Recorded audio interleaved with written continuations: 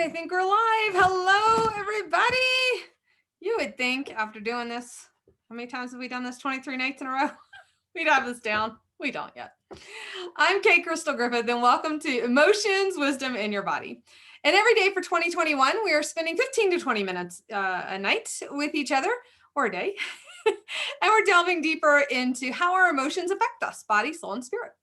Emotions are our body's wisdom, and we need to remember that. So here's your disclaimer. I'm not a doctor. I don't play one on TV or social media platform.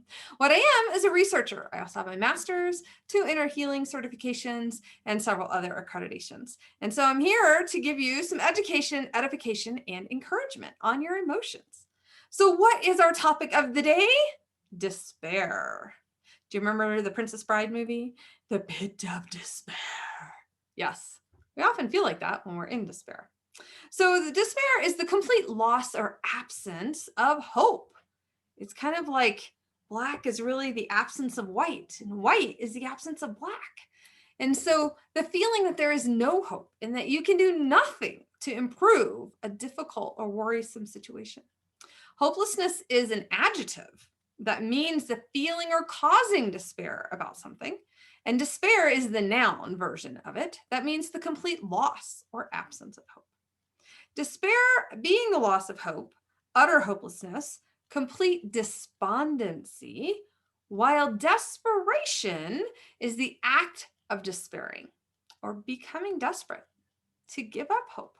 So those words really are all used interchangeably, but they each have a little bit different meaning. So you've got despair and hopelessness, despondency and desperation. Obviously, this is a very negative word. There really isn't any positive to it. So let's talk about how this affects our body. Symptoms of depression, such as hopelessness, suicidal, anxiety, apathy, insomnia, hypersomnia, meaning you want to sleep too much, irritability, emotional liability, and chronic cognitive impairment. These can all be extremely debilitating and dangerous.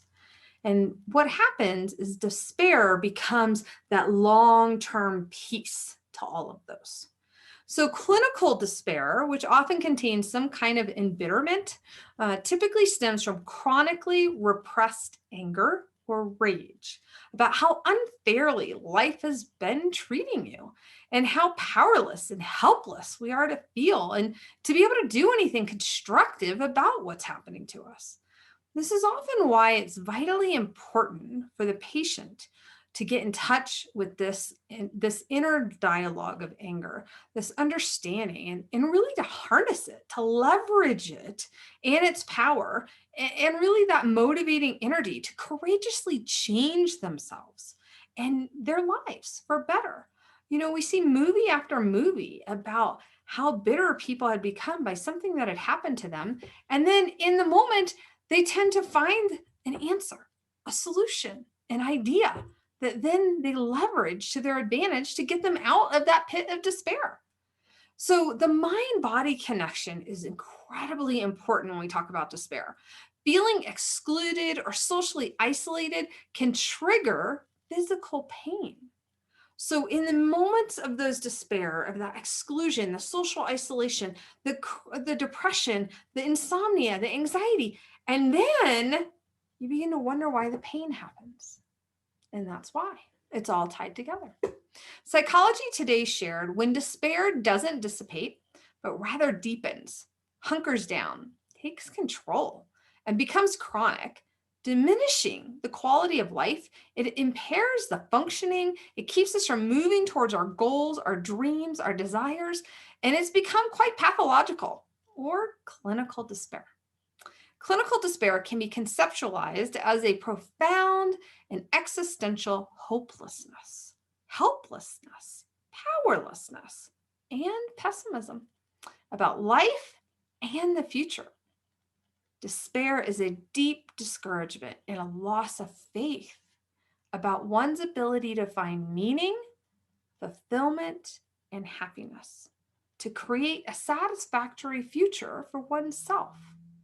Now, that's a super important statement that we're going to come back to. That loss of faith about one's ability to find meaning. When we don't know our calling and our purpose, we don't think we have meaning. And when we don't have meaning, then why are we here? And that then feeds straight into self-worth issues and value issues.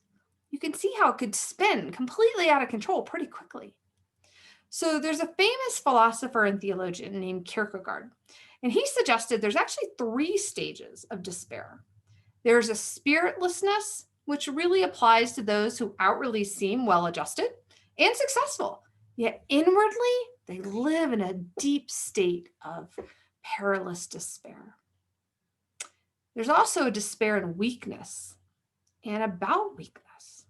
There's a refusal to move forward and frustrating inability to retreat back to whatever their former identity was before the despair even hit.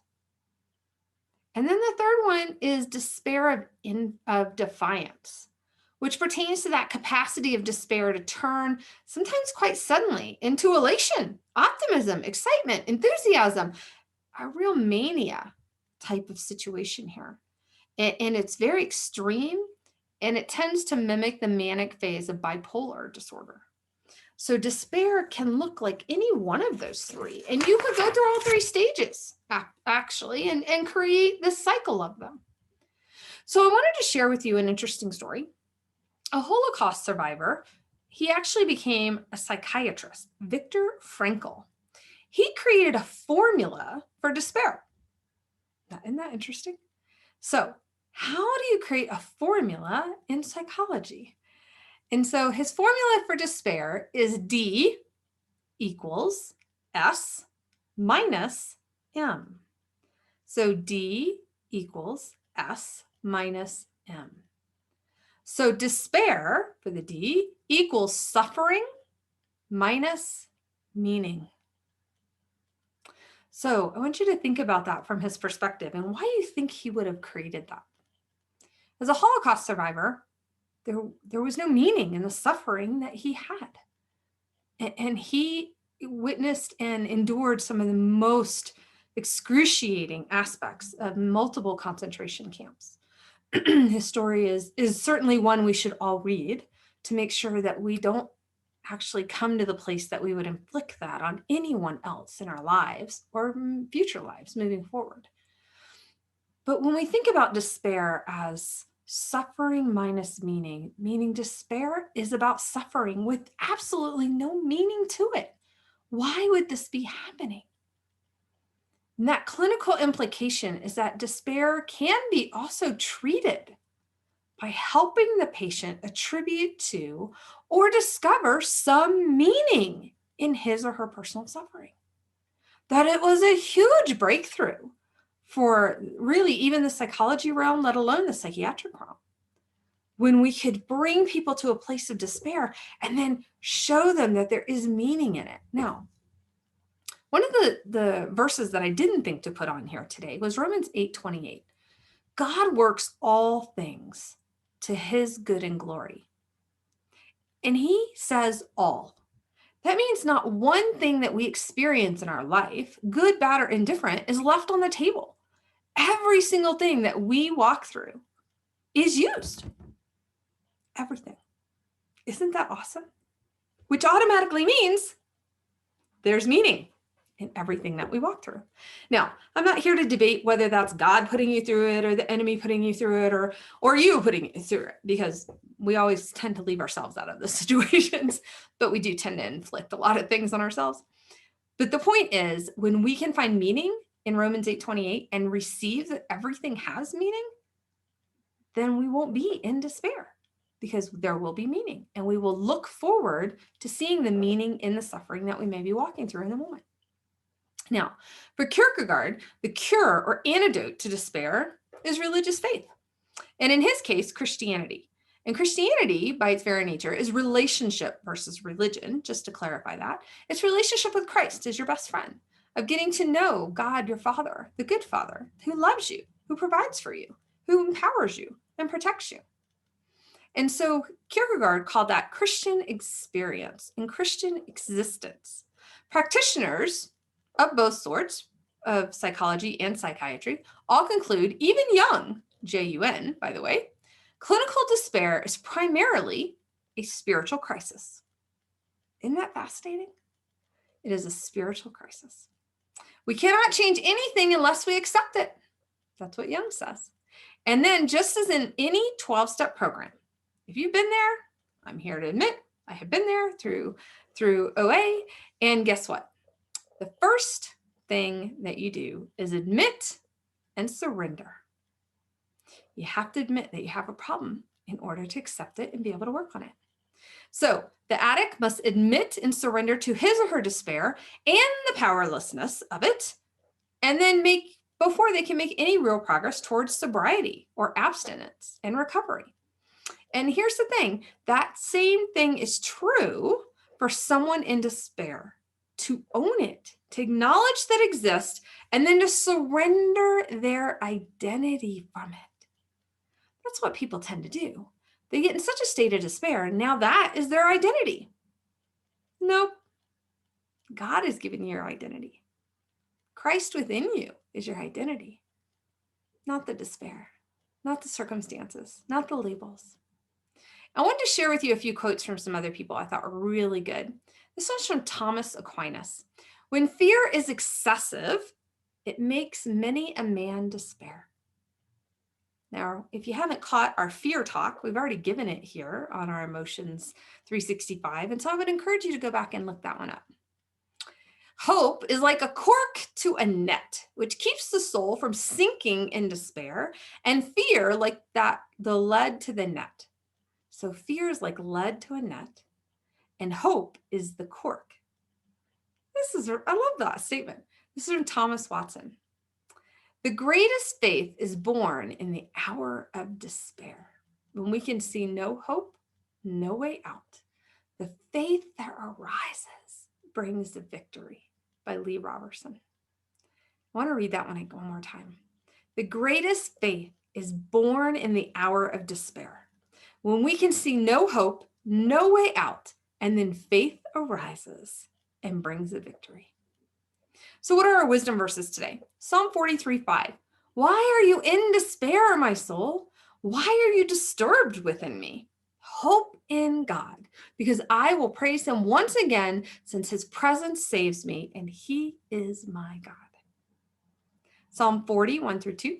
I waited patiently for the Lord to help me, and he turned to me, and he heard my cry, and he lifted me out of the pit of despair, out of the mud that sucks you in, and the mire, the chaos. He set my feet on solid ground, and he steadied me as I walked along. 1 Corinthians 10:13. No temptation has overtaken you that is not common to man. God is faithful, and he will not let you be tempted beyond your ability, but with the temptation, he will provide a way of escape, including that escape out of despair, that you may be able to endure it. Doesn't mean you have to stay there, though. He always has solutions to get you out of it. Psalm 143:4-6. So I am ready to give up. I am in deep despair. I remember the days gone by. I think about all that you have done. Oh, and I bring to mind all your deeds. I will lift up my hands in prayer. Like dry ground, my soul is thirsty for you. So how are you going to apply this information today about despair? Wisdom is the hearing, the understanding, and the application. So here are your 3 questions for today. How has despair been showing up in your life? Did you realize it was there? Did you realize that you were on that path to it? I surely hope that you were able to catch yourself and realize that is not a path you want to go down. It's not one that's full of joy and hope in life and options and solutions. So how has despair been active in your life, positive or negative? And then how can you transform this emotion, despair, by wisdom, understanding, and knowledge as you walk forward in it? So take the scriptures, make sure that you put your name in them, personalize them. He wrote them just for you. Go live. I'd love to share what you learned today about despair. Tomorrow's word, we're going back to a positive, is courage. What we all need to thrive in this world, and what could cause us to despair. We need courage to say, I'm not going to take that one. I'm not going to stay here. I'm going to choose to live in faith. I'm going to choose to ask God, how do we work this out? How do I get off this path? Because this one isn't fun. How do I learn the lessons I need to learn here? And how do I move forward in the solutions that you have for me? You guys have a fantastically blessed day. I hope that you guys are going to live in your courage so you can leave that despair behind. You guys take care. Bye-bye.